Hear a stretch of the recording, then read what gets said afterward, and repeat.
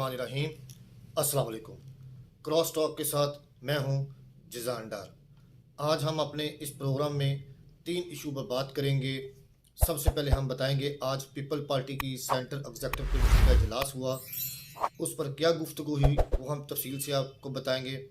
फिर उसके बाद दूसरा, मुनज़्ज़म धांधली पर बहस करेंगे हम कि आज मुल्क भर में क्या हुआ। और उसके बाद हम आपको बताएंगे हाई कोर्ट्स में आज क्या क्या फ़ैसले हुए वो हम आपसे शेयर करेंगे। और कई अहम सीनियर रहनुमा वो सियासत को खैर बात कह चुके हैं, वो हम आपसे शेयर करेंगे।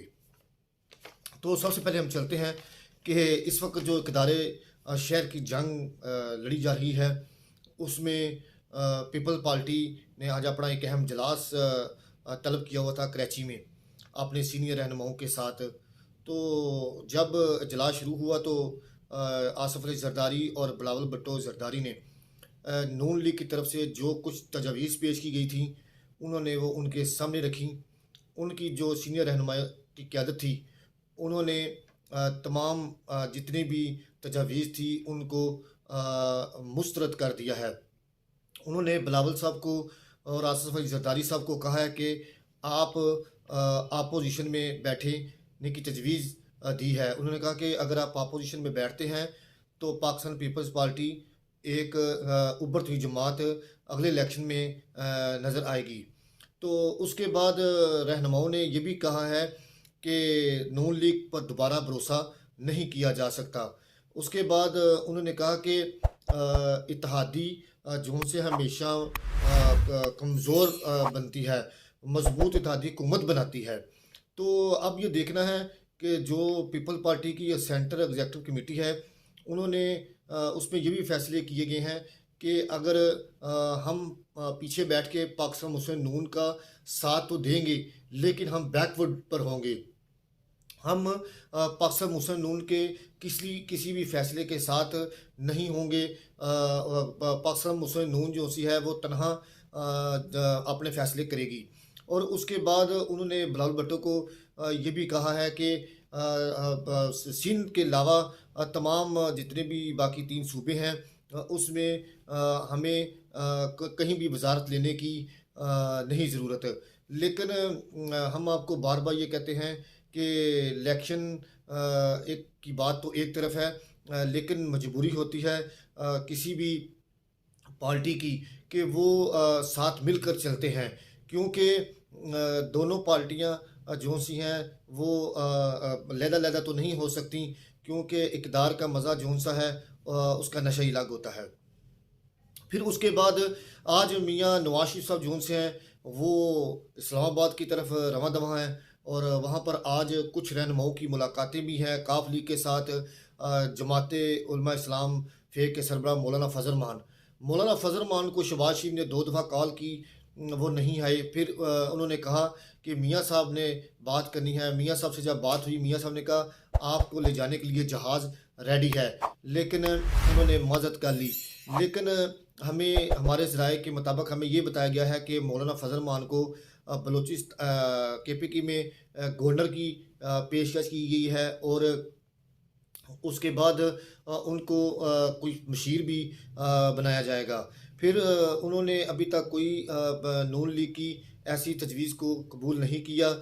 आज इस्लामाबाद में किसी भी वक्त काफ लीग और मौलाना फ़ज़ल मान ग्रुप का इजलास हो सकता है और मियाँ नवाज शरीफ साहब से मुलाकात भी हो सकती है। तो अब देखना ये है कि MQM भी जो सी है वो भी काफ़ी मुतहरक नज़र आ रही है। MQM इस वक्त जो सी है इस्लामाबाद में डेरे लगा के बैठी हुई है। उनकी भी मंगल को या बुध को मियाँ नवाज शरीफ से दोबारा मुलाकात मुतवक्का हो सकती है। तो अभी तक तो जो नज़र आ रहा है जो नवाज शरीफ है बाकी पार्टियां हैं वो हुकूमत में कोई इतना हाथ रहा कोई ख़ास कोई चीज़ नज़र नहीं आ रही, क्योंकि अभी तक तमाम पार्टियां तनहा हैं और कोई फ़ैसला नहीं कर सकती, क्योंकि तमाम जमातें अभी आने वाले दिनों में कुछ फ़ैसला कर सकती हैं कि हमने किस तरफ जाना है। फिर उसके बाद आगे चलते हैं, हम आपको बताते हैं कि जंगीर तरीन जौन से हैं उन्होंने भी पार्टी को हैरबाद कह दिया है।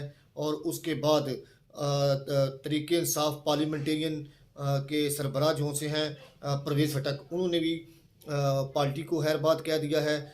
उसके बाद सबसे अहम अमीर जमात इस्लामी सिराजुल हक साहब जौन से हैं, उन्होंने अपने मीर के उहदे से इस्तीफ़ा दिया है, सियासत से नहीं दिया। अब देखना ये है कि जो दो रहनुमा हैं जंगीर तरीन और परवेज़ खटक, उन्होंने क्यों अलग होने का फ़ैसला किया है। उन्होंने कहा है कि एक तो हम नाकाम नज़र आए हैं इंतखाबात में, हम अपने जो उम्मीदवार हैं उनको जिताने में नाकाम नज़र आए हैं। फिर उसके बाद उन्होंने कहा है कि जो मेरे मद्दे मुकाबल उम्मीदवार जीता है, मैं उसको मुबारकबाद पेश करता हूँ। उन्होंने कहा कि कुछ ज़ाती मसरूफियात हैं, मैं सियासत को में ज़्यादा देर नहीं चल सकता। और उन्होंने इस हवाले से हैरबाद कहा। और उनके कुछ पार्टी ज़राए के मुताबिक अली महान ने कहा है कि जंगीर तरीन ही हमारे पार्टी के सदारत करेंगे और वही इसको चेयर करेंगे। फिर उसके बाद अली महान ने कहा कि मुल्क में जंगीर तरीन की जो हिदमात हैं वो सियासी लोग इनको हासिल नहीं कर सके। फिर उन्होंने कहा कि जंगीर तरीन का दुनिया में एक नाम है, पाकिस्तान में एक नाम है। हम लोगों को इनसे कुछ सीखना चाहिए। उसके बाद जमात इस्लामी सिराजुल हक जो उनसे हैं, उन्होंने भी इंतखाबात में अपनी नाकामी का इतराफ़ कर लिया है। उन्होंने अपने मीर के ओहदे से इस्तीफ़ा दे दिया है। अब बज़ाहिर 31 मार्च को नए मीर का इंतखाब भी होगा जमात इस्लामी का। और उसके बाद परवेज़ खटक साहब जो हैं वो भी नाकाम नज़र आए हैं। अपने जो रहनुमाओं को इंतखाबात में जिताने के लिए वो कमज़ोर हो कहते हैं, मैं पार्टी की हैसियत से मैं जो सा रिज़ाइन करता हूँ। अब देखना ये है कि ये बड़े नाम थे, बड़े-बड़े बुर्ज से, लेकिन ये कहीं भी कामयाब नज़र नहीं आए। ये सिर्फ़ एस्टेब्लिशमेंट के सर पर खेलते हैं। इनकी खुद हैसियत देख लें, सिफ़र है। आज आवाम ने इनको मुस्तरद कर दिया है। आवाम जौन-सी है अब इनसे जौन-सी तंग आ चुकी है ऐसे चेहरों को देख-देख कर। और ऐसे लोग जौन-से हैं मुल्क में क्या फ़ैसला करेंगे। उसके बाद सबसे अहम इशू इस वक़्त हमारे मुल्क में जो जारी है कि इंतखाबात 2024 में मुनज़्ज़म किस्म की जो धांधली हुई, उसका एहतजाज भी जारी है मुल्क में। और कौन से ज़िला जौन-से हैं वो इस वक़्त धांधली के ज़र्द में हैं। फिर उसके बाद लाहौर हाई कोर्ट के जस्टिस बाकर नजवी साहब ने कामयाबी के ख़िलाफ़ दाहिर रास्तों पर समाअत भी की है। फिर उसके बाद हम आपको बताते हैं कि इलेक्शन कमीशन में आज एक अहम इजलास हुआ, उसमें क्या फ़ैसला हुआ वो हम आपको बताएंगे। फिर उसके बाद इलेक्शन में जो सबसे इम्पोर्टेंट जो चीज़ होती है, फॉर्म 45, 46, 47, 48, 49, ये कितनी अहमियत का हामिल होता है, ये हम आपसे शेयर करेंगे। तो सबसे पहले हम चलते हैं धांधली में कौन से ज़िला जौन से सबसे ज़्यादा मुतासर हुए हैं। सियालकोट गुजरात, उसके बाद इस्लामाबाद, रावलपिंडी, चकवाल, फिर उसके बाद कराची के कई ज़िला जौन से हैं ये मुतासर हुए हैं, धांधली की जर्द में आए हैं। अभी तक इनके इंतखाबी जो नताइज हैं वो फ़ाइनल नहीं हुए। यहाँ पर सबसे अहम बात यही है कि जो उम्मीदवारान जो उनसे हैं उनकी शिकायत धांधली के ख़िलाफ़ हैं, वो अपने अपने अजला में आरओ ऑफिस के बाहर एहतजाज भी कर रहे हैं। आज रावलपिंडी में पीटीआई के एक साबका एमपीए जो से थे उनको नामालूम अफराद की फायरिंग से कत्ल कर दिया गया है। ये देखना ये है कि वो एहतजाज में शामिल थे। उधर मुनज़्ज़म धांधली के ख़िलाफ़ एहतजाज हो रहा था। फिर उसके बाद आज लाहौर हाई कोर्ट में जस्टिस बाकर नजवी की अदालत में बड़े अहम केसेस की समाअत हुई। उन्होंने समाअत करते हुए जो उम्मीदवारान थे उनके वकील को कहा कि आपके पास सबसे पहले बेस्ट फोरम जो सा है वो इलेक्शन कमीशन ऑफ पाकिस्तान है, आप वहाँ पर जाएं वहाँ पर जाकर आप इलेक्शन कमीशन को धांधली के खिलाफ दरख्वास्त दें। और उनके वकील, इलेक्शन कमीशन के वकील ने कहा कि हमारे पास 100 से ऊपर दरखास्तें आ चुकी हैं और उन पर हम फैसला कर रहे हैं। फिर उसके बाद इलेक्शन कमीशन के वकील ने बताया कि अभी तक कुछ इंतखाबी नताइज आना बाकी हैं। जो ही वो नताइज आएंगे हम इलेक्शन टर्मिनल वो भी उसका मुकम्मल एक सेल भी बना देंगे, जहां पर जो उम्मीदवारान जो से हैं वो अपनी दरख्वास्त वहाँ पर दे सकते हैं धांधली के खिलाफ। फिर उसके बाद जस्टिस बाकर नजवी ने कहा कि इलेक्शन कमीशन जो सा है जो धांधली की जर्द में आए हैं उम्मीदवारान, उनकी दरख्वास्त पर समाअत जल्दी करें और वहाँ उनके हकूक़ की पासदारी की जाए। फिर उसके बाद आज मरियम नवाज़ और अता ताड़ड़, रेहाना डार के केसों की समाअत भी की गई। वहाँ पर ये देखने में आया कि आज़म नज़ीर ताड़ड़ और रेहाना डार के जो वकील हैं और मरियम नवाज़ के जो अगेंस्ट खड़े थे उम्मीदवारान, उनके वकील के दरमियान सख्त मुकालमों का जुमलों का तबादला देखने में आया। लेकिन जस्टिस बाकर नजवी साहब ने उनको कहा कि मेरी अदालत में ऐसी कोई बात ना की जाए, ये मेरी अदालत है, आप यहाँ पर कोई ऐसी बात नहीं कर सकते जो आप दोनों के लिए नुकसान का बायस बने। फिर उसके बाद उन्होंने कहा कि आप क्या हुक्म करते हैं। तो जो उम्मीदवारान हारे हुए थे उनके वकील ने कहा कि हम दोबारा गिनती की दरख्वास्त करते हैं। उन्होंने फिर वही कहा कि आप दोबारा इलेक्शन कमीशन ऑफ पाकिस्तान में जाएं, वहाँ पर जाके दरख्वास्त दायर करें। लेकिन हमारे ज़राए के मुताबिक जस्टिस बाकर नजवी ने दोबारा गिनती का हुक्म दे दिया है।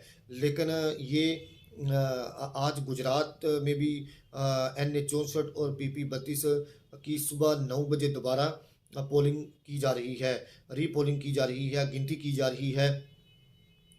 वो हमारे ज़राए के मुताबिक डिप्टी कमिश्नर जो से हैं डिस्ट्रिक्ट रिटर्निंग अफसर, उन्होंने हमें बताया है कि ये फ़ैसला जो सा हाई कोर्ट के हुक्म के मुताबिक किया जा रहा है। उसके बाद इलेक्शन कमीशन में आज क्या फ़ैसला हुआ। इलेक्शन कमीशन ने कहा कि मुल्क के अंदर इंतखाबात पुरअमन हुए और पुलिस, फ़ौज, कानून नाफिज करने वाले इदारे जो से हैं उन्होंने इंतखाबात आला तरीके से कराए हैं। उन्होंने कहा कि 2018 में इंतखाबात जो से थे उसका पहला नतीजा सुबह 4 बजे जारी हुआ था, लेकिन 2024 में उसका नताइज हमने 2 बजे जारी कर दिए थे। तो अब ये देखना है कि इस मुल्क के अंदर धांधली ज़्यादा जो ज़िला हैं उनका फ़ैसला हाई कोर्ट्स क्या करती है, इलेक्शन कमीशन ऑफ पाकिस्तान क्या करती है, इसका हमें इंतज़ार रहेगा। तो अब हम आपको बताते हैं कि फार्म 45 जो है वो कितना इम्पोर्टेंट है। फार्म 45 के लिए लोग क्यों मांगते हैं अपने रिटर्निंग अफसर से, RO से, वो हम आपको बताते हैं। फार्म 45 जो सा है ये रिज़ल्ट ऑफ द रिकाउंटिंग के तौर पर भी इसको कहा जाता है। इसमें पोलिंग स्टेशन का नंबर, हल्के का नाम, रजिस्टर वोटर की तादाद और डाले गए वोटों की तादाद बताई जाती है। फिर उसके बाद फार्म 46 जो सा है ये मसनू वोटों की तादाद बताता है। फार्म 48 जो सा है ये वोटों की तादाद हर उम्मीदवार को डाले गए उसकी तादाद बताता है। फिर उसके बाद फार्म 49 जो सा है ये हतमी और सरकारी नतीजे का फार्म होता है, इंतखाबी हल्के में हासिल करदा वोटों की मालूमात बताता है। तो इसमें फार्म 45 और 49 जो से हैं सबसे ज़्यादा इम्पोर्टेंट है। उम्मीदवारान ने अपने RO से जब ये 45 और 49 फार्म नहीं दिए गए तो NH 64 की जो दरख्वास्त है चीफ जस्टिस बाकर साहब ने वो 15 तारीख को तलब कर रखी है, उसका जवाब मांगा है और ROs को मुकम्मल कार्ड के साथ वहाँ पेश होना पड़ेगा। तो नाज़रीन हमारा आज का प्रोग्राम ख़त्म होता है। अगर आपको हमारा प्रोग्राम अच्छा लगता है तो आप हमारे प्रोग्राम को सब्सक्राइब करें, बेल आइकन ऑन करें इस पर लाइक और कमेंट ज़रूर करें। आप अगर हमें अपना मौक़िफ़ देना चाहते हैं तो हमें वो कमेंट में आप बता दिया करें। बहुत शुक्रिया।